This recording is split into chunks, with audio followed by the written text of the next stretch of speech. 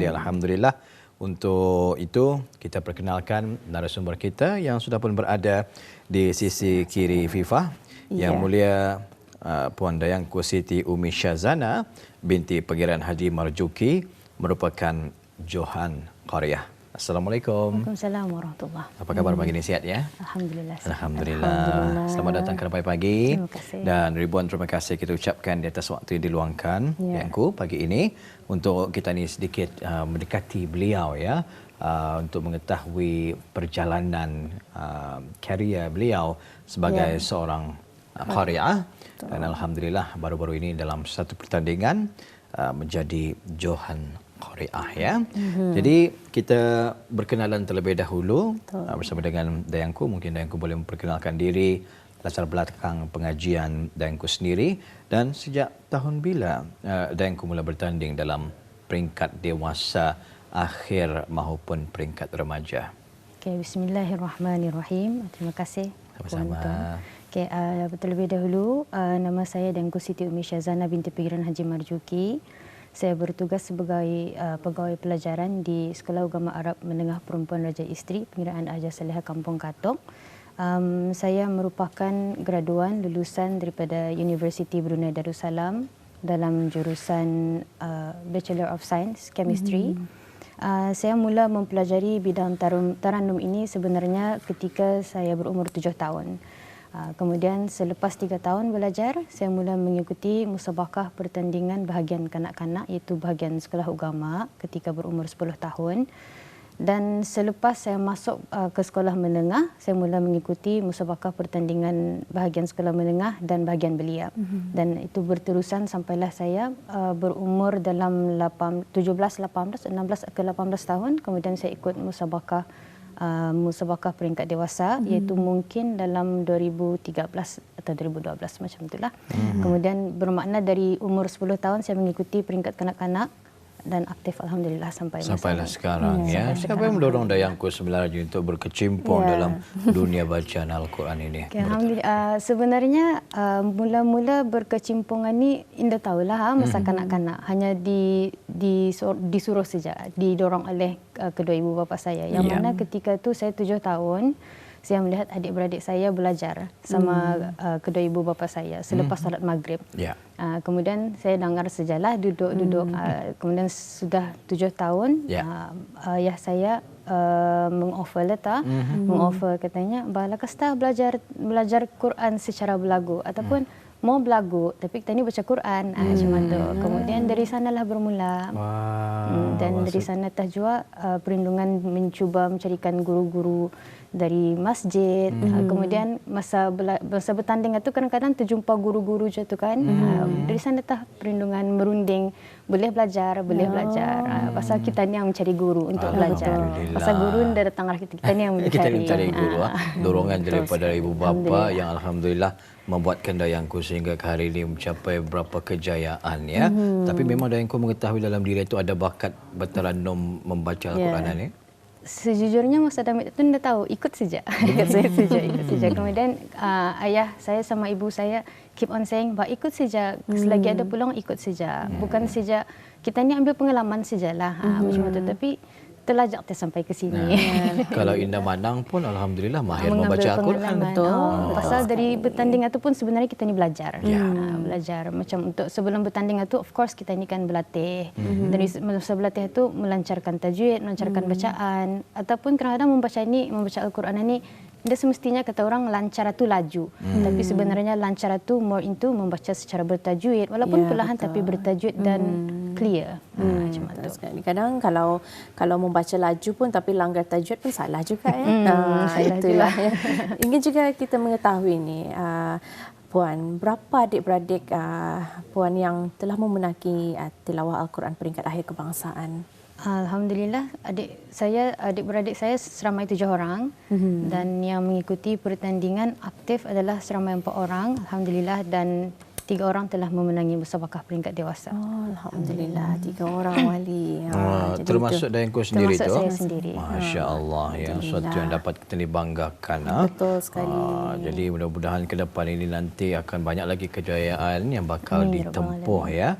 Bukan saja untuk Dayanku sendiri, mungkin untuk ahli keluarga dan juga adik-beradik yang aktif ya bertanding bertaranum Al-Quran ini. Jadi kita ini berbalik semula ni kepada masa ataupun musim pertandingan itu. Bagaimana perasaan Dayangku apabila mendapat tahu bahawa Dayangku memenangi tilawah Al-Quran peringkat akhir kebangsaan? Okey, alhamdulillah, setentunya masa pertandingan itu setelah saja diumumkan keputusan itu setentunya gembira, alhamdulillah, bersyukur. Tapi dalam masa yang sama ia merupakan satu tanggungjawab dan amanah yang perlu dijaga. Pasalnya kita ni memenangi musabaqah Al-Quran. Al-Quran itu sendiri pun perlu kita ni jaga. Jadinya adab kita ni perlu dijaga, cara percakapan kita ni perlu dijaga. Dan rasa saya ketika itu alhamdulillah bersyukur kerana pertandingan ini persiapannya lama. Saya buat persiapan ini lama sudah daripada sebenarnya sepanjang pertandingan sebelum ini pun sudah persiapan sebenarnya. Ia perlu dilakukan secara berguru, practice, consistent, dedication of our self to show up to do the practice. And then kemudian ia merupakan satu doa dan harapan yang dimakbulkan oleh Allah Subhanahu Wa Taala, dan juga ia merupakan doa dan dorongan daripada keluarga saya, ibu bapa dan guru-guru serta rakan-rakan, dan InsyaAllah semoga kemenangan ini satu dorongan untuk saya terus memperbaiki kualiti pembacaan Al-Quran, insyaAllah. Alhamdulillah ya, perasaan gembira bercampur tanggungjawab lah ya. Artinya di sini apabila dinobatkan sebagai Johan Qari'ah ya pada pertandingan tilawah Al-Quran peringkat akhir dewasa kebangsaan tersebut ya. Jadi untuk seterusnya ni kita serahkan kepada FIFA. Ada yang ingin ditanyakan tadi ni? Ya, mengenai jenis-jenis teranum ni Puan Dayangku. Apakah jenis-jenis teranum yang Puan bawakan sehingga memenangi pertandingan tu? Sebenarnya kalau musabaqah pertandingan dewasa peringkat akhir ini, ia ada satu peraturan yang mana semua peserta diberi teranum wajib. Jadinya kita ni peserta hanya bebas membawakan teranum yang kita ni mau masa awal dan akhir. Kemudian yang kedua dan ketiga tu lagu wajib. Lagu wajib itu, teranum wajib itu maksudnya kita ni mesti membawakan satu dan ia hendaklah dibawa secara berturut. Dan pada malam itu saya mendapat lagu teranum yang wajib ialah Hijaz dan Sikah. Dan yang pertama saya bawa Bayati, kemudian Hijaz, Sikah, dan yang keempat adalah Ras. Kemudian ditutup semula dengan Bayati. Sebab kalau dalam pertandingan musabaqah, lagu penutup mesti sama dengan lagu yang awal sekali dibawa. Okey. Itulah lagu-lagu yang dibawakan ya. Bukan lagulah. Maksudnya teranum, apa tu? Iramanya teranumnya tu tadi ya. Jadi tahu tas ataupun apa tu? Macam mana tu? Lagu tersebut diberikan kepada Dayangku pada hari yang sama ataupun apa? Sebelum bertanding, macam mana Dayangku membuat persiapan untuk menyusun ayat Al-Quran itu dengan lagu-lagu yang diberikan itu? Saya for example masa bertanding hari Selasa. Kemudian saya mendapat lagu dan surah semasa hari Ahad. Jadinya daripada hari Ahad itu teruslah lepas berundi, cabut undi, teruslah dilihat Al-Quran itu dilancarkan dan sebelum memastikan irama macam mana yang kita ni bawa, kalau saya lihat dululah pastikan makna ayat. Sebab kalau contohnya ayat itu mengenai kalimah Allah, kan kita ni kalimah Allah kita ni baca pasar-pasar sesuai. Jadi kita ni cari penyesuaian makna ayatnya lah. Macam itu persiapannya, macam itu kita ni cari dulu makna ayat, kemudian baru kita ni sesuaikan irama taranumnya macam mana. Jadi ketika mencabut surah itu tahu sudah apa lagu kita lah? Belum, surah dulu kena bagi, kemudian baru teranum wajib. On the same day, hari Ahad itu jalan. Hari Ahad itu baru kita sama juga bercabut lagu teranumnya tu. Jadi maksudnya ada masalah untuk membuat persiapan. Yes, alhamdulillah ada masa dalam masa hari Isnin dan hari Selasa siang untuk membaca malamnya. Kalau peserta yang membaca hari Isnin, cabut undi untuk surah dan lagu wajibnya hari Sabtu. So masing-masing samalah ya. Sama atau Sabtu, kalaupun Ahad, Selasa. Sama. Masanya sama tapi teranumnya lain. Mungkin ni penonton Rampai Pagi kita ni ingin ataupun bercita-cita untuk menjadi seorang Korea. Mungkin diorang ni pun tertanya-tanya apakah ciri dan sifat yang perlu ada bagi seorang Korea? Bagi pendapat saya lah, kalau untuk membaca Al-Quran ini, first thing first, kita ni jadikan amalan setiap hari. Bukannya kita ni membaca Al-Quran itu setakat untuk bertanding. Tapi kita ni baca, amalkan setiap hari, jadi kawan suka dan duka. Selepas solat membaca walaupun satu kaping. Dalam sehari itu walaupun satu kaping, tidak apa-apa. Yang penting kita ni baca. Kemudian dari sudut taranum pun juga sama juga, dicari makna ayat itu yang sesuai, kemudian disesuaikan taranum itu dengan makna yang sesuai lah. Kemudian tajwid juga lah, tajwid itu pun mesti diutamakan. Pasalnya tajwid itu mesti di atas lagu. Bukannya lagu mengikut tajwid, tapi tajwid tajwid yang di hadapan. Tajwid yang di atas lah. Tajwid diutamakan lah. Lagu yang mengikut tajwid. Lagu yang mengikut tajwid. Kemudian kita ni belajar secara berterusan lah. Belajar berterusan ni maksudnya kita ni konsisten mencari guru. Seperti yang saya mention tadi, kita ni yang cari guru. Kita ni cari guru sebab ilmu tu kita ni yang cari.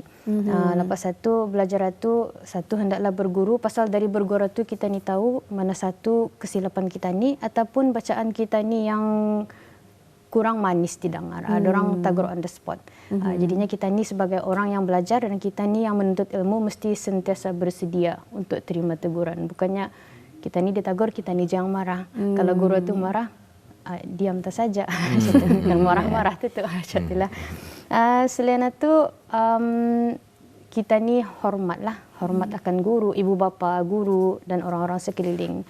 Pasalnya saya diajar dari saya kecil, saya dan adik-beradik saya dari kecil, setiap kali lepas solat jemaah, ibu bapa saya sering cakap, walaupun guru itu pun marah, belajar saja. Apapun marahnya, belajar saja. Pasal tidak ada guru ni kan memarahi student kalau sekiranya ada yang salah. Macam itu. Tapi kita ni selaku pelajar mesti sentiasa bersedia menerima teguran. Pasal doa guru ni adalah salah satu doa yang mustajab lah. Pasal dan orang-orang sekeliling ini pun kita ni mesti hormat. Pasal kita ni indah tahu kadang-kadang doa orang sekeliling ini yang dimakbulkan, lebih dimakbulkan daripada kita ni sendiri. Wallahu a'lam, macam itulah. Jadi inilah antara ciri dan juga sifat yang perlu ada pada diri seorang qari'ah ini tadi ya. Kita percaya juga kelebihan suara Atwa adalah antara faktor utama juga untuk menjadi seorang qari'ah ni, apatah lagi bagi mereka yang ikut bertanding dalam bertaranuman ya. Jadi ini yang ingin kita kupas ni, mungkin ada tips ya ataupun perkongsian daripada Dayanku sendiri melatih dan juga menjaga suara agar terus dapat bertanding tanpa masalah. Okey, sejujurnya kalau musabaqah yang paling challenging ataupun very challenging ataupun mencabar adalah menjaga kesihatan. Pasalnya dari kesihatan itu, kesihatan badan ini yang menentukan sama ada suara kita ni itu sihat ke tidak. Oleh itu sebelum bertanding itu mesti kita ni jaga benar-benar. Contohnya kesihatan kita ni lah. Contohnya bersenam. Bersenam dalam satu minggu itu, kalau saya sendiri, saya bersenam 4 ke 5 kali seminggu. Kemudian selepas bersenam itu, pastikan juga sentiasa berguru. Pasal walaupun sekiranya masa hari biasa, kita ni kurang sihat. Masa itu kita ni kurang sihat, tapi kita ni belajar. Kita ni terus mengaji. Kita ni terus bertaranum. Sekiranya ditakdirkan semasa musabaqah itu kita ni kurang sihat, kita ni tahu how to handle that kind of situation. Macam itu. Jadinya, tapi di samping itu kita ni usahakan sebelum bertanding itu menjaga kesihatan. Contohnya, satu bersenam. Yang kedua, menjaga makan minum. Jangan terlalu masin, jangan terlalu manis, dan minum sajuk. Macam itu yang tipikal itulah. Kemudian, jangan berkumpul di tempat yang ramai. Kenapa tu? Pasal kadang-kadang kita ni tahu kalau di tempat ramai itu ada orang batuk kah, selesema kah. Macam itu. Jadi itu antara tips daripada Dayanku sendirilah.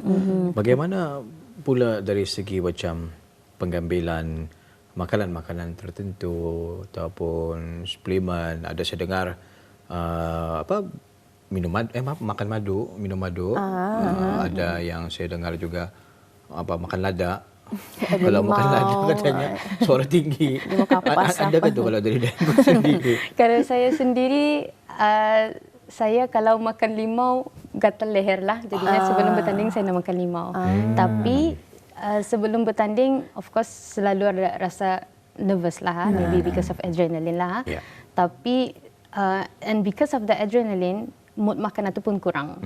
Jadi sebelum naik ke pentas, sebelum bertanding atau di rumah, saya akan selalunya makan 1 biji telur dan minum madu itu saja. Supaya by the time atas pentas itu masih ada tenaga lah. Macam itu. Mengambil protein lah sebelum kalau apa makan limau? Bukan saya. Bukan saya. Kalau saya makan limau untuk apa? Adalah, terutama kita ni sebelum ni men-share tips kalau menyanyi, ada makan limau kapas katanya, asam jawa dan sebagainya. Ini ada saya dengar juga ni. Itulah bukan saya Wali. Fikir Fifah tadi. Tapi it actually depends on that particular person lah. Kadang-kadang kalau saya mungkin allergic Kalinda tahu Allah alam lah, tapi mungkin orang lain ngam, saya ngam macam itu. Ada yang pantang kari-karian juga. Kalau masak kari tu dia macam berminyak kan. Kalau saya je mesti je bersenam itulah supaya mungkin kebiasaan itu kali. Jadinya sebelum bertanding itu mesti bersenam itu dalam seminggu tu mesti adalah yang cukup. Senam yang macam mana ni membantu suara ni? Kalau saya selalunya saya akan jogging dan berenang lah. Tapi hampir bertandingan jarang berenang, tapi sering lebih kepada jogging. Wow, baik sekali ya. Baik, kita ke soalan seterusnya. Mudah-mudahan penonton-penonton kita dapat mengambil tips-tips itu tadi penting, untuk menjaga suara. Fifah pun jaga suara. Wali pun juga. Saya pun juga. Selepas ini sama-sama kita ni menjaga kesihatan kita ni. Baik. Apakah kepentingan mengetahui hukum-hukum dalam Al-Quran ini? Okey, kalau kita ni membaca Al-Quran, of course hukumnya wajib. Kita ni membaca Al-Quran secara bertajwid. Dan since hukumnya wajib itu adalah sangat penting untuk kita ni mempelajari hukum tajwid. Okey, dalam Al-Quran ini juga, especially kalau musabaqah tilawah Al-Quran, markah yang paling tinggi adalah tajwid. Lagu kemudian. Okay, jadinya bermakna kalau sekiranya kalau kita ni baca Al-Quran itu, tapi walaupun lagunya lawak, tapi tajwidnya macam langgar sana langgar sini, jadinya bacaan itu pun jadi lawak. Jadinya itu salah satu kepentingan hukumnya lah. Satu ya wajib. Kita ni mesti membaca Al-Quran itu dengan wajib, dengan bertajwid pasal wajib. Kemudian kalau dari sudut teranum pun ingati tajwid over lagu. Kadang-kadang kan kalau salah tajwid itu boleh merubah erti kata. Exactly. Jadi itulah penekanan untuk tajwid itu perlu kita ni jaga. Baik, untuk akhirnya ni Fifah. Kalau sekiranya bacaan itu sepatutnya baris atas, tapi dibaca baris bawah. Memang besarlah potongan markah tajwidnya. Itu memang salah besar artinya lah. Clear lah, jadilah ni orang. Jadi Puan, mungkin sebelum kita ni menutup ni wawancara kita pada hari ini ni, mungkin dapat mengongsikan nasihat bagi mereka yang baru memulakan taranum Quran. Okey, sebenarnya nasihat ini bukan saja untuk orang lah, tapi ingatan untuk diri sendirilah juga. Okay, yang pertama adalah kita ni belajar ni kerana Allah. Kita ni top up ilmu ni kerana Allah. Everything ini kerana Allah. Always kita ni refresh niat lah. Kemudian yang kedua adalah dalam bidang taranum Al-Quran ini, seperti yang saya tekankan, I think this is the third time kali tajwid. Tajwid over lagu. Jadinya mesti kita ni baca Al-Quran itu dengan bertajwid. InsyaAllah taranum itu akan datang dan bacaan kita ni pun akan sempurna. Dan yang ketiga adalah kita ni membaca secara berguru, kerana kalau kita ni salah, di mana kesalahan kita ni ataupun kurang manis bacaan kita ni itu pun ditagur. Jadinya kita ni pun mesti sentiasa bersedia menerima teguran. Jangannya kita ni taruh simpan ke hati. Pasalnya itu kesalahan kita ni terima dan usaha untuk memperbaiki dan ulang semula ataupun mengulang semula apa yang kita ni pelajari itu. Dan yang keempat adalah consistency. Consistent is really hard. Tapi kadang-kadang there are times that we don't feel that kita ni kan showing up to do the practice. Tapi apapun jua ceritanya, we have to do it. Kita ni mesti konsisten. Kemudian insya-Allah dengan konsistensi ini, dengan kekuatan hati, dengan kesabaran hati, insya-Allah Allah hendakkan pernah mengecewakan hamba-Nya yang sentiasa berusaha. Insya-Allah. Insya-Allah ya. Dari kami Rampai Pagi ingin mengucapkan syabas dan juga tahniah di atas kejayaan yang baru saja dicapai ini, dan kami mendoakan ya, mudah-mudahan ke depan ini Dayangku sendiri nanti akan memperoleh banyak lagi kejayaan ya, khususnya dalam bidang bacaan Taranum Al-Quran ini nanti, insya-Allah ya. Amin ya rabbal alamin. Dan mudah-mudahan juga dengan pencapaian dan juga kejayaan daripada Dayangku ini memberikan sumber inspirasi ya kepada penonton-penonton kita ni. Jadi sekali lagi kita ingin mengucapkan ribuan terima kasih. Assalamualaikum. Waalaikumsalam warahmatullahi